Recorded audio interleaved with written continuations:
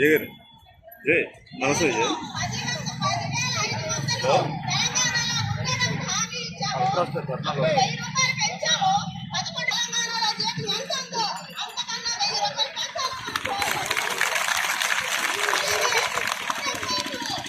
హామీలు ఇవ్వట్లేదు.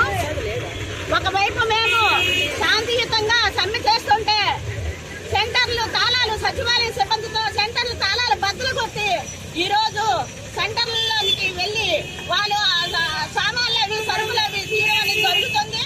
మేము ఒకటే చెప్తున్నాం, ఎవరైతే సెంటర్లు తాళాలు బద్దలు కొట్టారో వాళ్ళ మీద కేసులు నమోదు చేయాలి. మేము వెళ్ళిన తర్వాత మేము ఎలా పెట్టామో సరుకులు అవన్నీ మాకు అప్పచెప్పాలని మేము హెచ్చరిస్తున్నాం. ఒకవైపు తెలంగాణ కన్నా అదనంగా ఇస్తానని జీతం పెంచుతానని హామీ ఇచ్చిన హామీని మేము నెరవేర్చాలని ఈ రోజు కోరుతుంటే ఇవి గొంతమ్మ కోరికలుగా ఈ ప్రభుత్వానికి కనిపిస్తుంది.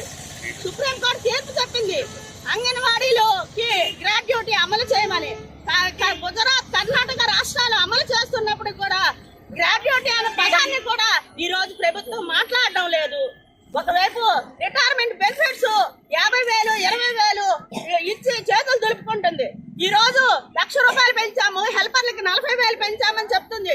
అది ఎంత మాత్రమని ఈ ప్రభుత్వాన్ని మేము నిలదీస్తున్నాం. మేము రిటైర్మెంట్ బెనిఫిట్స్ వర్కర్ కి 5 లక్షలు, హెల్పర్ కి 3 లక్షలు ఇవ్వాలని మేము కోరుతున్నాం. ఈ రోజు